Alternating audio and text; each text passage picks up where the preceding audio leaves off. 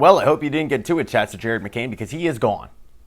Shipped out to Oklahoma City for a first-round pick and 2 future second-round picks. The first-round pick will end up being the Houston Rockets' first-round pick, so you figure it's going to be in about the 20s.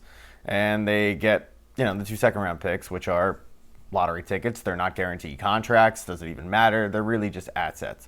And, of course, as you head to Twitter, Sixers fans are pissed off. They're annoyed because last year, Jared McCain was the guy. Jared McCain was like, oh, this is the one bright light in our shitty season is Jared McCain. Look what we have here. He looks great. And then, boom, he goes down. He goes down with the knee injury. But really what it did is it opened the door for the Sixers to really, truly suck so badly that they kept their first-round pick, and they end up getting VJ Edgecombe. What I was surprised about wasn't necessarily the, damn, because that's kind of understandable. If you got attached to Jared McCain, I get it.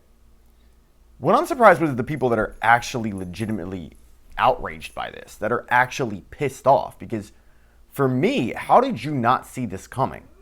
How did you not see that the Sixers were going to make moves and their one tradable asset was Jared McCain? Because when you look at their roster, all right, maybe they could have gotten something for Justin Edwards, right?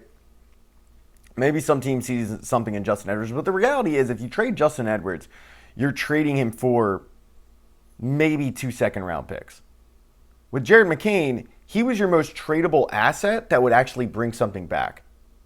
Now, I talked to Bob Cooney earlier this week. You can find the interview up there, and we discussed Jared McCain. And it brought up because of the Giannis Antetokounmpo trade. The Giannis Antetokounmpo trade. There we go. Or the potential Giannis trade. And he said, look, the Sixers will make a call, but it would take Edgecombe, and are the Bucks really going to accept a Jared McCain and picks package for Giannis? No. And I stopped and was like, no, I agree with you, but the NBA is the only sport where players demand out and then their value tanks. And I will remind people, and I did with Bob, I don't think anybody would have thought Jimmy Butler is going to get Dario Saric and Robert Covington, and yet there we were. And when teams are in that process of trying to acquire a big piece or a name, they don't care about the draft picks. They don't.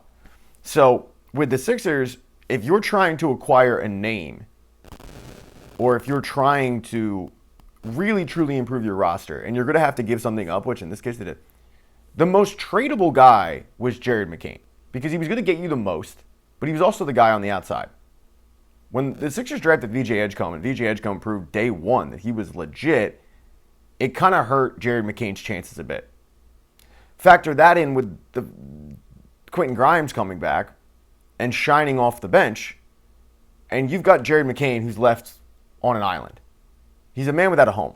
So much so that the Sixers sent him down in the G League at one point this year. Oh, and by the way, he hasn't played great. He's been okay. He's been fine.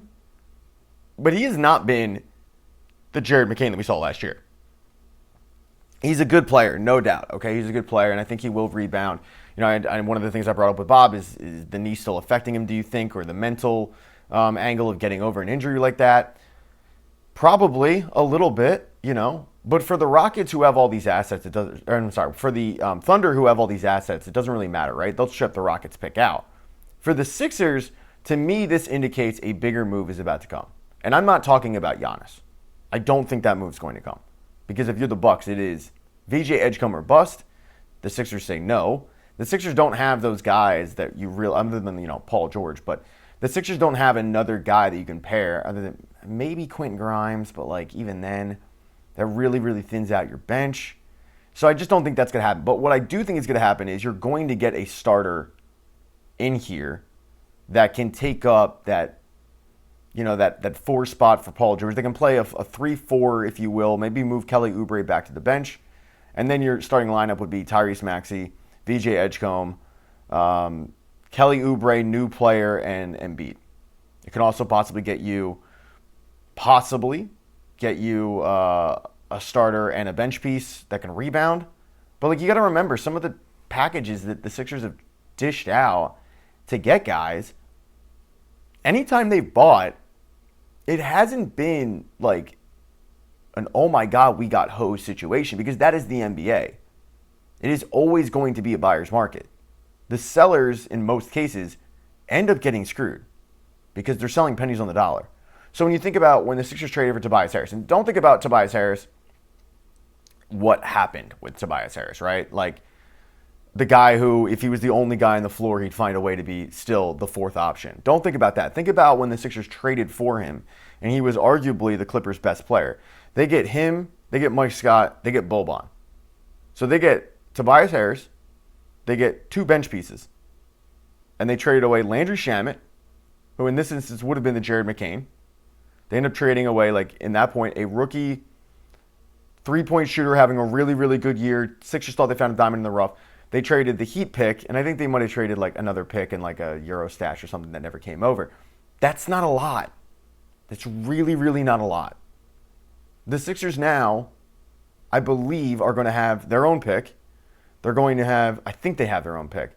If they don't, I think they have the Clippers, but it's one of the two. You know what? I'm going to pause this and look that up. But in the meantime, please hit thumbs down because I should have known that. And I don't. And it's embarrassing. Hit thumbs down, folks. Do it now.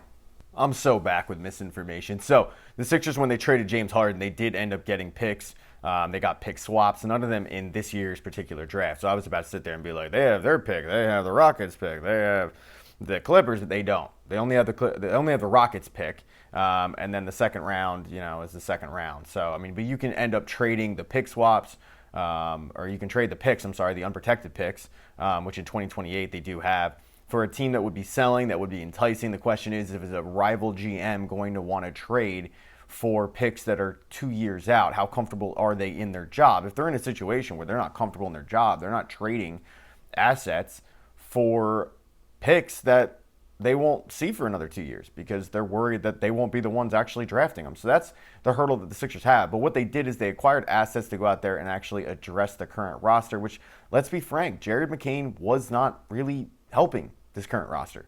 And what do you do? I mean, Shams put it out there that this gives the Sixers assets, obviously, as I addressed, but it also gives them the cap space and flexibility to end up converting Dominic Barlow from a two-way to a one, which he's earned. And then the other one is keeping Quentin Grimes. And at this point, Quentin Grimes, you're really only scorer off the bench. The Sixers bench is brutal. So personally, I'm not surprised that Jared McCain ended up going at the deadline. I'm a little surprised that he didn't end up going in a little bit bigger of a package. But then again, after looking at the draft picks, they didn't really have any to play with in this year's draft. And if a GM is going to trade a proven guy, a starter, he's probably going to want picks in this year's draft, not, oh, by the way, hey, great news. We got Jared McCain. He's averaging 5 points a game, and your draft picks won't hit until 2 years. So that's understandable. They end up trading McCain. They get the draft picks. They'll likely look to move the draft picks for a bigger name, and and we're back. So I don't hate the move. I think he's a good player. I think he will end up being a good player. He's not currently a good player. He's kind of just a guy. And what the Sixers traded was last year's Jared McCain. Whoever bought, and obviously it's the Oklahoma City Thunder, but if you're buying Jared McCain, you're buying last year's Jared McCain. Because if Jared McCain this year were last year's Jared McCain, he doesn't probably get traded. But then again, there's a claw going on where he is the fourth guy in the pecking order behind Maxey, Edgecombe, and Quentin Grimes. So I don't blame the Sixers at this point. I'm looking forward to seeing what Daryl Morey does. He's always big game hunting. Do I think he's going to go out there and get a quote-unquote big game hunt? I can't talk today. Hit thumbs down for that too. Do I think he's going to go out there and get a superstar? No, I don't. I think he's going to address the bench and address possibly the starting lineup, and we'll be pleasantly surprised. But at the end of the day, look, we all know what this is going to be for the Sixers. It comes down to Joel Embiid's health. Joel Embiid's healthy, we're golden. If he's not, we're fucked. Now's the part of the video where I ask you guys to please subscribe to the channel. Hit thumbs up if you like this. Smash that thumbs down button if you thought this video sucked. I completely understand why you would hit thumbs down. I've been begging you to do it all video. I probably will only respond to comments from channel members. So if you want to support the channel, become a channel member. There's ways to do that. And then, is there anything else? Comments, thumbs up, thumbs down. Oh, subscribe. Subscribing is cool. Please. Thank you. Goodbye. Go Sixers. Well, the NBA trade deadline is come and gone, and the Sixers did nothing. Yeah, no, they didn't do anything. I'm sorry. They traded Eric Gordon for a second-round pick. Who doesn't love those? I do crack up at the deadline when the NBA insiders will really hype up how many second round picks a team has. Like, I think Bobby Marks tweeted out, I forget who it is, but some team has like 37 second round picks. And it's like, cool. They're undrafted free agents. Like, they're Euro stashes, they're lottery tickets. It's the equivalent of getting 37 seventh round draft picks. Actually, no, it's not, because the seventh round draft pick in the NFL is a guaranteed contract. The Sixers didn't do anything, is the point. And I really thought that they were going to. I really thought that when push came to shove, Daryl Morey would improve this roster in some kind of way. And not just trade guys out, but bring something back. And in fact, he didn't do that at all. And it's pretty concerning, because when I look at the Sixers, I look at a bench that is brutal, that has Quentin Grimes as a scorer, and other than that, not a whole lot. They have a couple nice pieces that maybe can develop, and I've talked about Justin Edwards and his development under Nick Nurse and how, I think he could be a player, but is he there yet? Probably not. Could he step in for a Paul George? Probably not. And the one thing that I had an issue with is the first move of Jared McCain was made. And if you saw my video for that, my breakdown, I'll put it up there. One of the things that I brought up was like, look, this is a precursor. This is a precursor to something bigger. He's planning something bigger. They're not going to actually use that Rockets first round draft pick. They'll end up trading it. They'll end up using it in some way to actually get a legitimate piece. And they didn't. So you trade Jared McCain, and one of the reasons why you trade Jared McCain is so that you can convert Derek Barlow from a two-way to, an NBA contract. Okay, fine. Like, hey, Derek Barlow's deserved that. Like, he really has. He's worked hard enough, and he's earned a full contract. He shouldn't be a two-way anymore. Okay, fine. But you still need to improve your team. Now, when you look at the NBA trade deadline, there wasn't a whole lot of shock and awe this year. And I feel like for the most part, that usually is the case. There might be like one kind of big trade, but for the most part, it's a bunch of guys where you're like, we're just rearranging deck chairs on the Titanic. Like a trade between Charlotte and Phoenix. Like, what is the point of you two even doing that? I think Milwaukee made some trade where it was like, we're trading two of our shitty guys for two of your shitty guys. Everybody is on an expiring contract. What's the point? So I really thought the Sixers would go out there and address the lack of rebounding, the fact that Paul George is going to be absent for the next 22 games at this point, 21, 22, and the bench. And they didn't do any of that. And I don't think it's for lack of trying. I mean, Daryl Morey is constantly trying, constantly looking to improve his team. It's worth mentioning that Giannis didn't get traded. Okay, fine, but I thought that was a pipe dream anyway. But the big concern for me is now you're looking ahead to the veteran buyout market, which has already started. You're already seeing some people get bought out. I think Cam Thomas got bought out by Brooklyn, or just flat out released so that he can find a new team. But my big issue is the Sixers have never had luck in the veteran buyout market. So for the Sixers, if they are banking on bringing in some vets from the veteran buyout market, I think that's wishful thinking. The thing that will help the Sixers, though, with the veteran buyout market is veteran buyouts are looking for two things. The first is they want to start. They want to start so that next year they get a legitimate contract. So if there's a starting spot available, they usually will take that over pretty much anything else, and if it's a good situation for them. And the Sixers have that available with the loss of Paul George. Now, whoever it is would know that when Paul George comes back, they bounce to the bench, but if they can show and shine for, let's say, 17, 18 games, probably could open up some eyes, and they probably could get, a 2-year deal from somebody. Okay, so that actually helps the Sixers. But veteran buyouts probably aren't coming here to just be bench pieces. So the next thing that you look at when you're a veteran buyout is, okay, if I can't start, where am I going to win? What place is the best option for me to win a championship? Because if I'm a vet, chances are my time in the sun is coming to an end, and I'd like to win another championship. So you look around the NBA and you go, okay, it's not even just about playing time. It's literally about a winning situation. And are the Sixers a desirable enough place for veterans to go, I think that they could win a championship? You got to remember the last time that the Sixers really, really tapped into the veteran buyout market, God, it might have been like 2017, 2018 when they got Marco Bellinelli and Ersan Ilyasova. And both of those guys played a key part coming off of their bench and in the rotation. They were great for the Sixers. But they came to the Sixers because at that point, the Sixers were the young upstart team. They were probably top 3 in the East. Like, you made a legitimate argument that the Sixers were the best team in the East. You could see them coming out of the East. Of course, they didn't. But if you're a veteran, like, that was a very desirable location. That was, I think, the Jimmy Butler. Yeah, it was. It was the Jimmy Butler year, and they lost on the bounce, the Kawhi bounce. And obviously, Toronto goes on and wins the championship. I don't think the Sixers are a desirable enough place for veterans to go, I think I can win a championship there.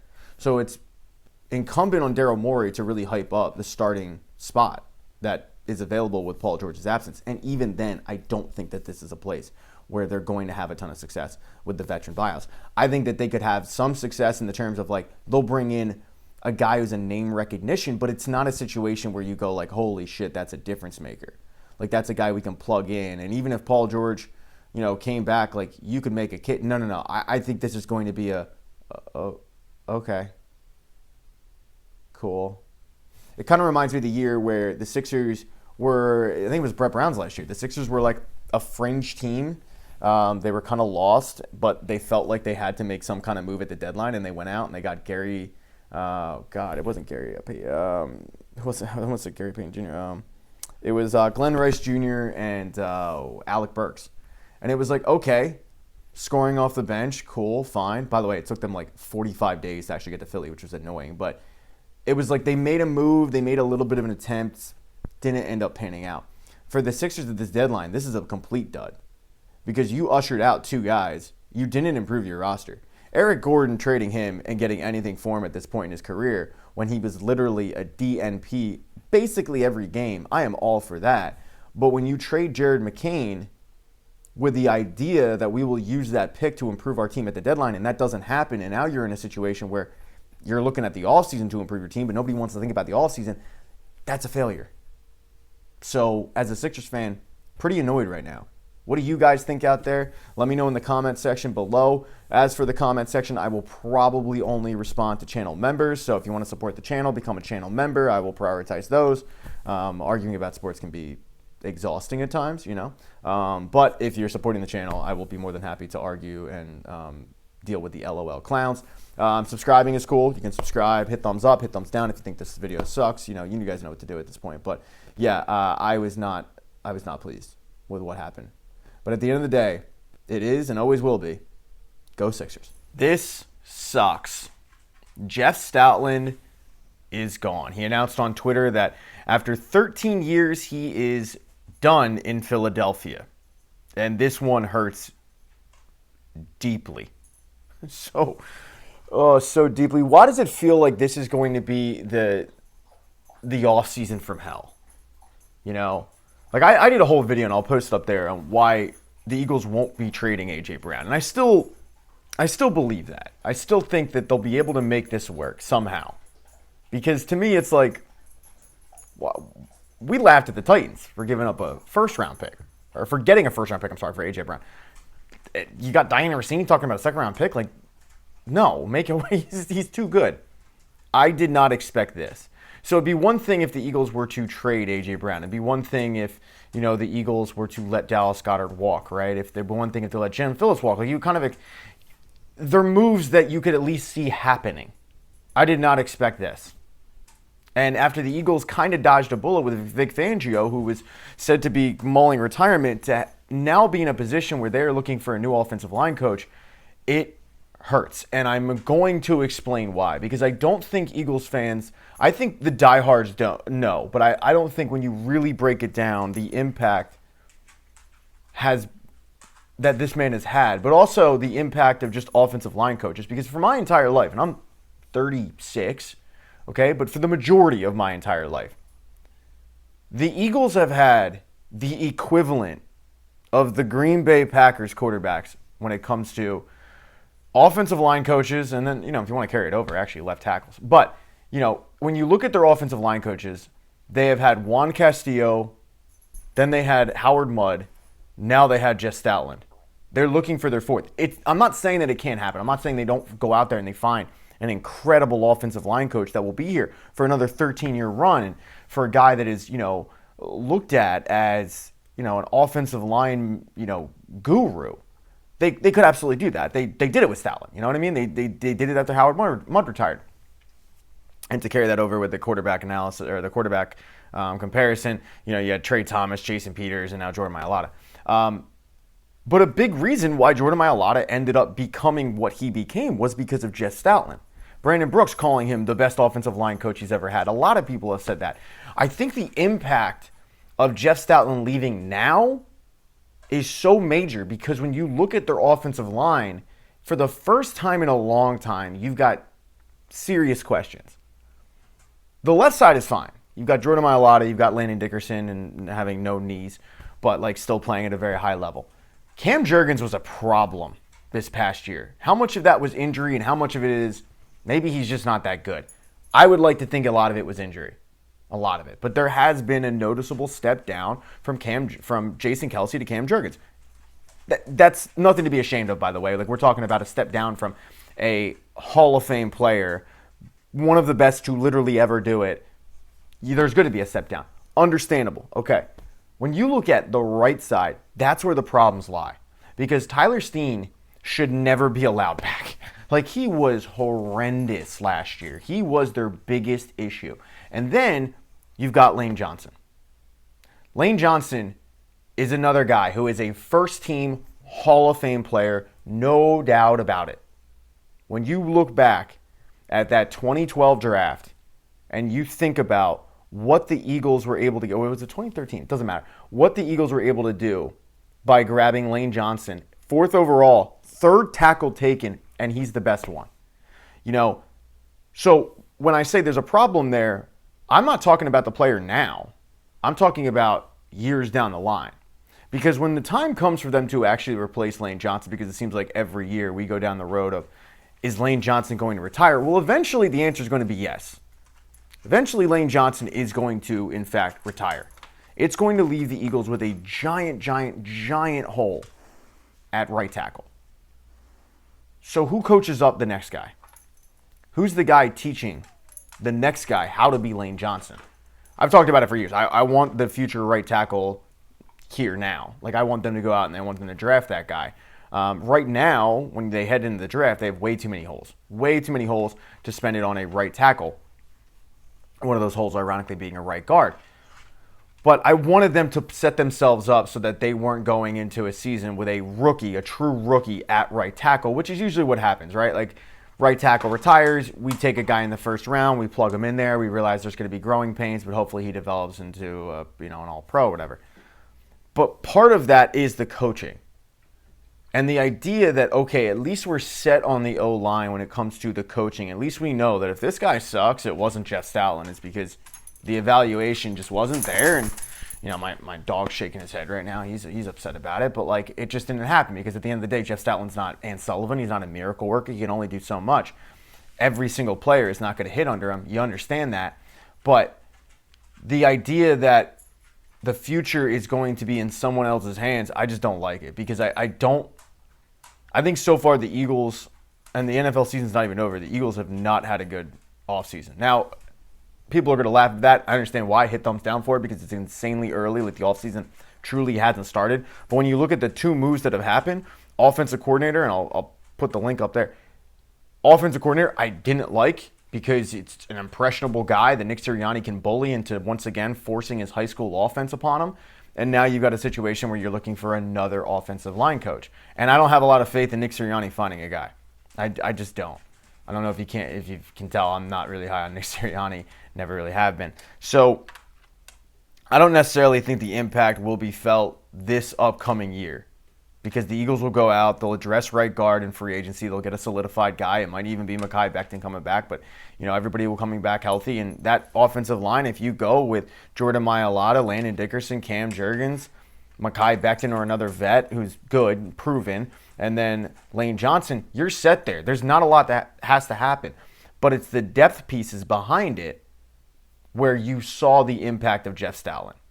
You've got Jordan Mailata going on, Sunday Night Football and saying, Jordan Mailata, Jeff Stoutland University. That's how much he revered this man for turning him into what he became. And it's, if you remember, Jeff Stoutland was the one who stood on the table and said, we need to draft this kid. I understand he's never played football before, and he's only been like practicing at the sport for 14 months. Like, I can do something with this kid. He found a diamond in the rough. The year, by the way, or I'm sorry, the year after, they take Andre Dillard in the first round. And we all know what happened with that. Guy's crying in training camp. So the only person that really had the faith in Jordan Mailata was Jeff Stoutland. The Eagles didn't even have faith in Jordan Mailata because they took a left tackle in the first round in the very next year. And Jordan Mailata ends up beating him out. So this move and this retirement, or I'm sorry, not retirement, this move is going to be felt for years to come. But what worries me is the fact of the wording of the tweet. My time in Philadelphia is done. He didn't retire. Literally just said my time in Philadelphia is done. So what's going on here? Maybe I'll address that in another video, because that is, the Eagles might have a serious issue on their hands. Because if Jeff Stoutland ends up going someplace else, then I'm going to lose it.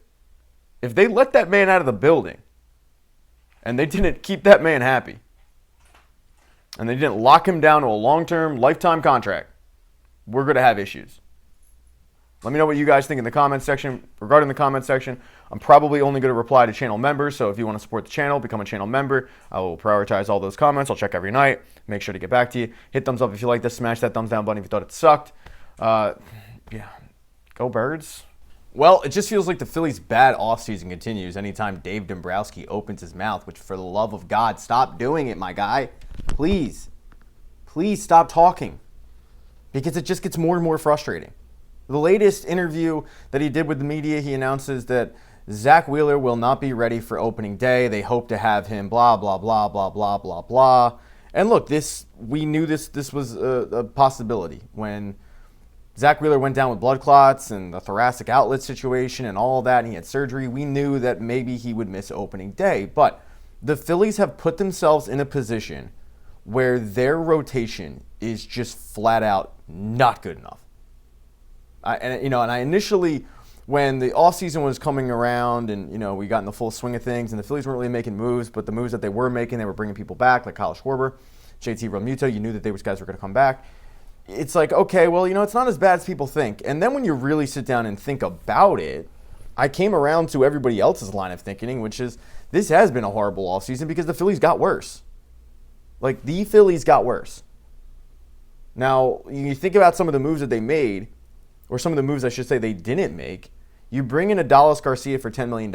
I like the move. I talked about it when it happened. I like the upside of it, okay?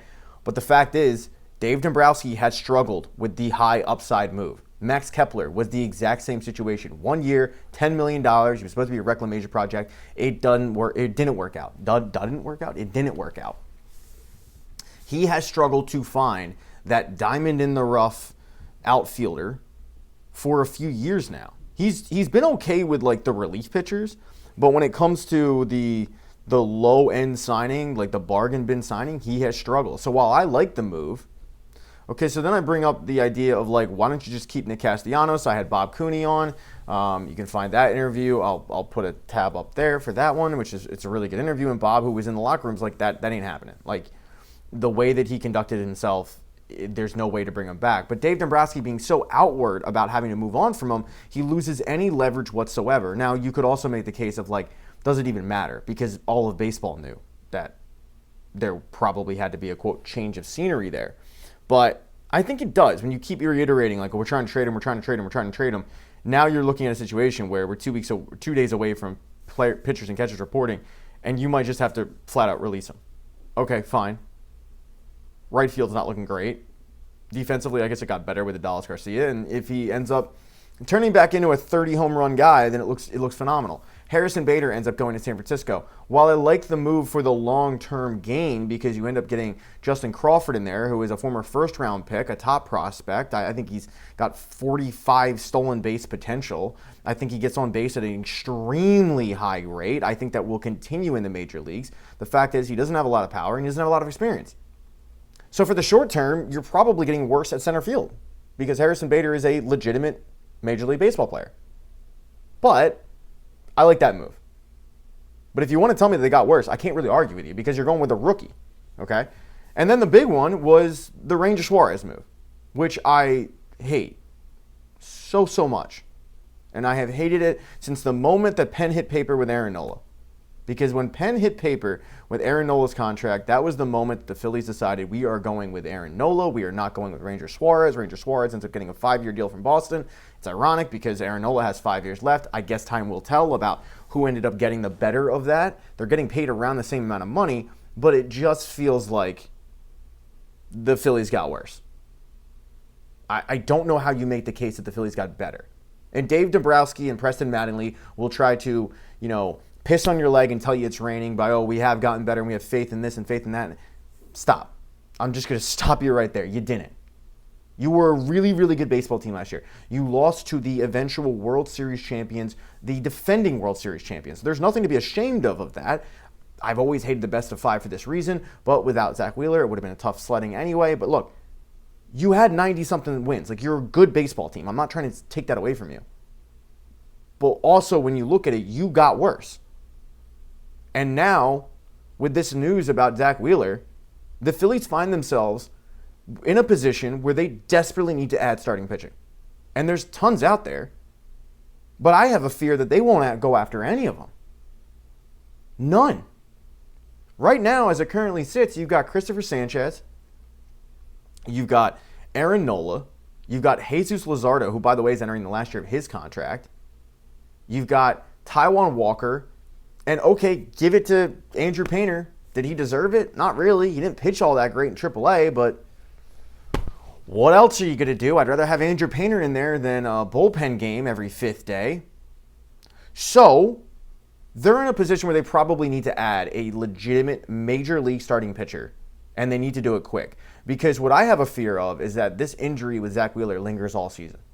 And I have that fear because it's Philadelphia. It just kind of happens to us, Just seems like that's a normal thing. What can go wrong will go wrong. So with this situation, you've got one of the best pitchers in baseball. He's not going to make opening day. I think we could all foresee a situation where, they give you a timeline of, he should be ready, second week of April. And then second week in April, we're going to reevaluate. And then he doesn't actually end up pitching till, mid-May. I don't know. Just throwing it out there. But you're missing one of the best pitchers in baseball. Your rotation is not very good. You've got a Cy Young contender in Christopher Sanchez, and then after that, it is helter-skelter. Because Jesus Luzardo started this year off last year as a Cy Young contender. He was pitching that well. And then, June hit? July hit? His ERA was 5. I mean, it was... Oh, God, I can't believe I just did that. But, yeah, no, it was up and down. That was my point. I wasn't doing the whole... I wasn't reverse the numbers. I'm not even saying it. Hit thumbs down for that. Aaron Nola had the worst season of his major league career. Taijuan Walker was actually pretty solid considering the fact that he was signed to be a number 4 or 5, and he pitched like that. But what are the odds he does that again? And then, as I said, Andrew Painter struggled in AAA. The idea that he's going to get better with tougher competition, hard to believe they're going to deal with growing pains there. So when you look at their current rotation, you've got 4 out of the 5 pitchers who you have no idea what you're getting from them. Not a damn clue. I don't feel comfortable with that. Not at all.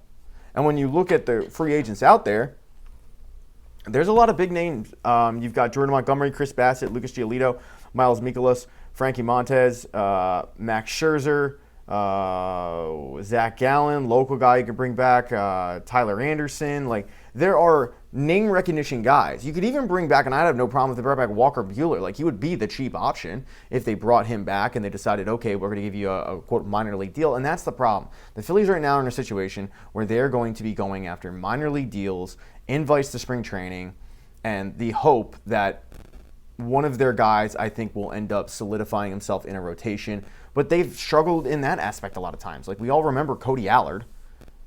No.